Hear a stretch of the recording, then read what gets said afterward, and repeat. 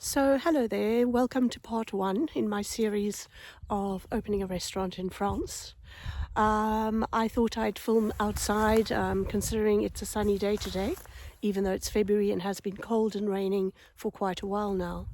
But I live on the plateau of Alençon at the moment, and I'm surrounded by lavender fields and olive trees, and so I thought I'd share that with you. So I arrived here in 2005. I came from London with my partner, my 14-year-old son, and I was pregnant with my daughter. I gave birth in the November and didn't work for the first 3 years. My partner initially started with some part-time work.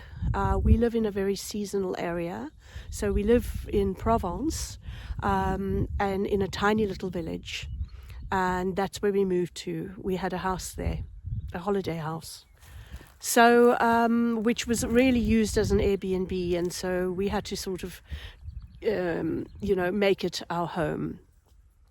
So it became our home for the first 5 years of being in France, and my partner had to work seasonal. It was difficult. I couldn't find any work, and plus I had a baby. So I stayed home for the first 3 years of her life, which was wonderful, because before I met my partner, I was a single parent, brought my son up alone, and I was always working, and I never had that 3 years with him initially. So I was very fortunate to have that with her, and it was wonderful. And so in 2007, we got married. And in 2008, I had an English friend that lived in the village.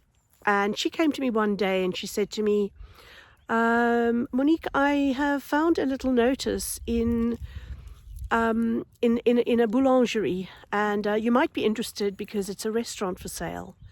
So I gave them a call, and they told me the restaurant was closed, but I can go and have a look. So after this friend of mine came and gave me this little sticker, I'll back up a bit, because I had been looking for something that we could run together, knowing that he was a chef and had been sort of commuting back and forth from London for a long time, or for that first year or so.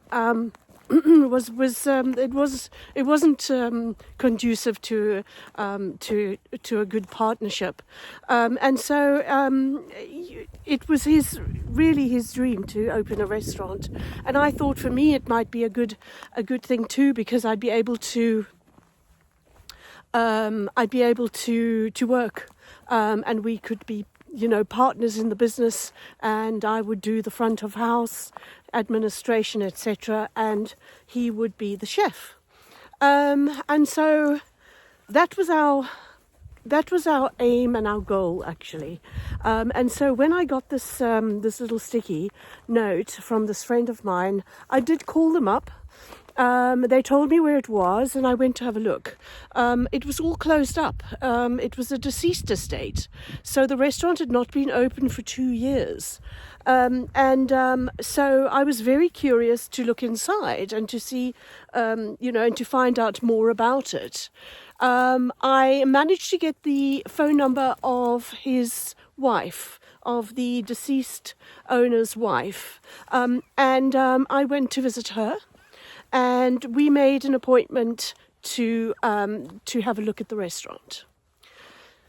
So once I was inside, looking around, I thought to myself, this is perfect. This is exactly the size that we need. It wasn't too big and it wasn't too small. And it was perfect for us. That's what I thought. Now, the restaurant is located on an absolutely beautiful lake, which is a part of the Verdon River. And it is the most exquisite, beautiful area, and very, very touristic. Also very popular with day trippers as well. So many people come up for the day from Aix-en-Provence or Marseille and spend the day at the lake. So the water sports and activities on the lake are extremely popular.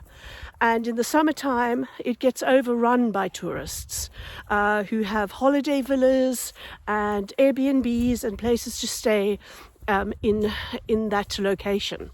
So the location was absolutely perfect. And the restaurant was big enough, or a size that we could manage. Also, I thought at that time. So that was a great find.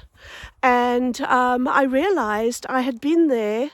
Now, this was 2008, and I'd been there, I think, in 2005, just after I'd had my daughter, and I'd sat at one of the tables because it was open at that stage, and we'd had something to drink.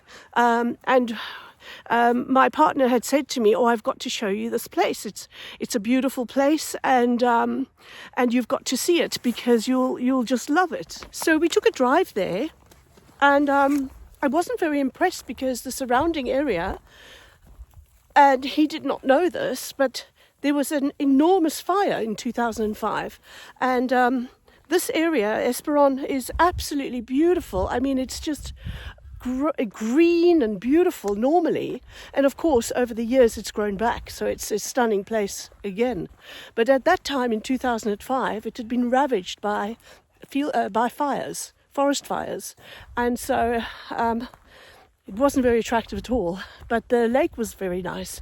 And we did sit at that particular restaurant that we bought and had something to drink, which was quite funny. So I thought I'd share that with you. So that's how we found the restaurant, almost by accident. And so in the next video, I will talk about how we managed to buy it. So if you like this video, follow me, subscribe, and comment below if there's anything you'd like to know. Thank you for watching. A bientôt.